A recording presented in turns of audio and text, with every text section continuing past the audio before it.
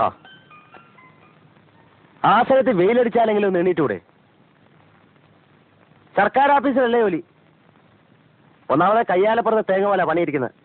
ഒരു ചെറിയ കാരണം കിട്ടിയാൽ മതി, കളവൻ ചവിട്ടി പുറത്താക്കും. ഉപദ്രവിക്കാതെ പോടെ, ഒന്നും ഉറങ്ങാനും സമ്മതിക്കൂല. നിനക്ക് തോന്നുമ്പോ എണീറ്റേ വായും പൊളിച്ചങ്ങ് വാ, ഉരുട്ടി വെച്ചേക്കാം. ആ ശരി, എന്നാ സൗകര്യം പോലെ ഉറങ്ങിക്കോ. ശരി.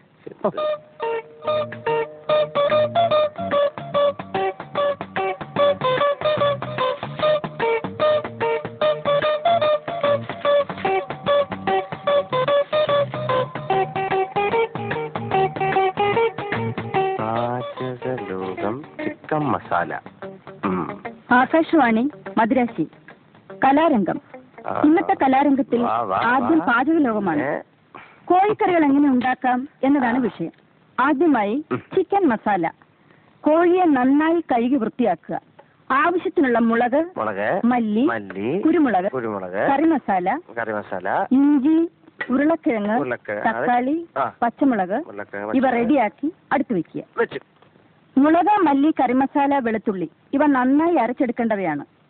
ഉപ്പിനെ കുറിച്ച് ഞാനിവിടെ പറയുന്നില്ല, പക്ഷെ അത് ഇടേണ്ടപ്പോൾ കറിയിലിടാൻ മറക്കരുത്.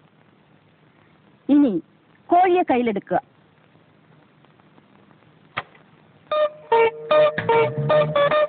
ഇനി മെല്ലെ ശ്വാസം അകത്തേക്ക് വലിക്കുക.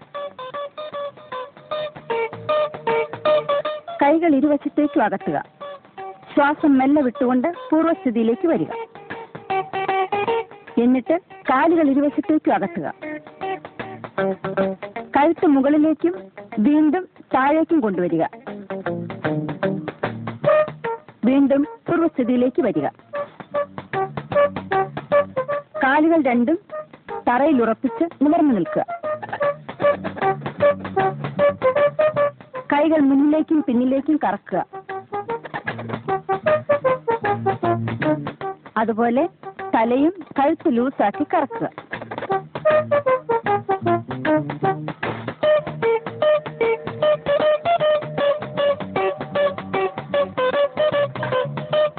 ഇപ്പോൾ നിങ്ങളുടെ മുന്നിൽ ഇരിക്കുന്നതാണ് സ്വാദിഷ്ടമായ ചിക്കൻ മസാല.